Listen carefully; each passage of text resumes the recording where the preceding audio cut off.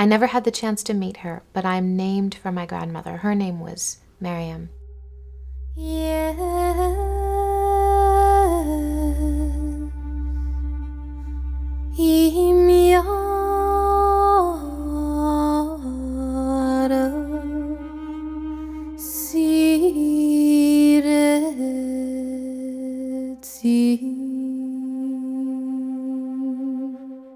I feel such a close connection to my grandmother when I'm on stage, especially when I'm on stage.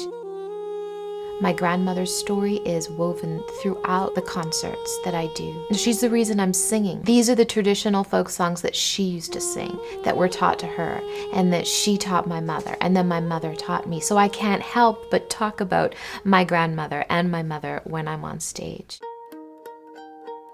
The music is a vehicle through which I can share the beauty of the Armenian culture with people who might not have ever even heard about Armenia. The music is transporting, it's soulful, it's expertly performed. Not only did I serve my regular patrons in a way that they still talk about, but I got in a totally new group of people into the Warehouse Theater. The crowds were record crowds. When I'm on stage, I want us, by the end of the show, to be this united family somehow, if that's possible, a community. And it really is a village. They become part of that. Armenian or not, they become Armenian for at least the concert. People come up to me and share with me their own story.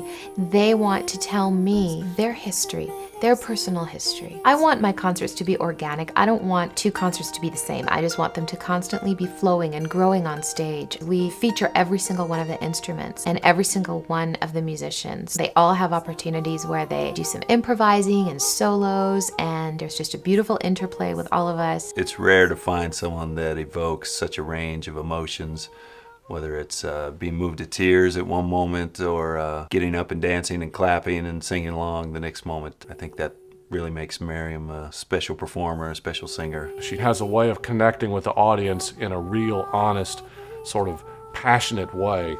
There were tears of joy coming down people's faces to hear this beautiful, divine feminine voice. That's what she puts into her music, heart and soul, into her singing, into her music, into her relationship with her audience. You have the chance to see these beautiful, delicate, ornate instruments that you might never even have heard about before, whether it's the doumbek, the jumbush, or the oud. To hear them being played so expertly is a real gift for an audience. There is a universal message in suffering and sorrow and grief, but then turning that into something beautiful. And with that, most people take home some kind of message of hope and turning your life around and putting it on a path that really is a forward path and creates positive change in the world. I love to see an emotional response in people. I want to see that I've connected with them somehow.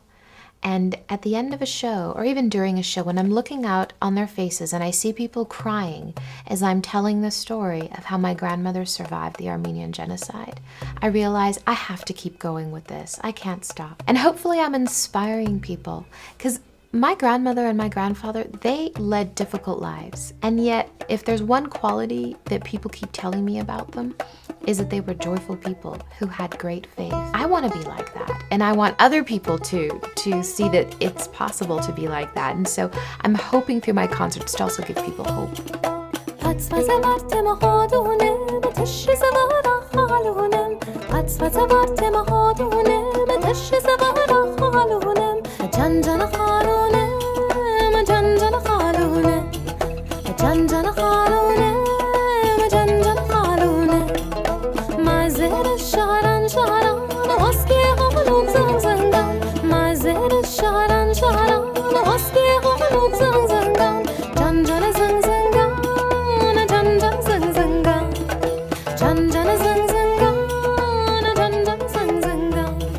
When I'm on stage, I just think, what is grandmother thinking now? Like, here I am, singing in front of hundreds and hundreds of people who are not necessarily Armenian. In fact, most of them are not.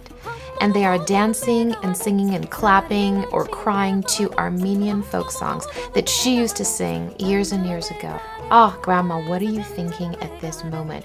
Did you ever believe that the songs you used to sing, the songs that took you through the Armenian genocide, that gave you hope, are being sung now years later? I love that. And now I have the chance to sing them to my own daughters. Hopefully in the years to come, they'll sing them to their own children. And in this way, the tradition will just keep getting passed on and on and on.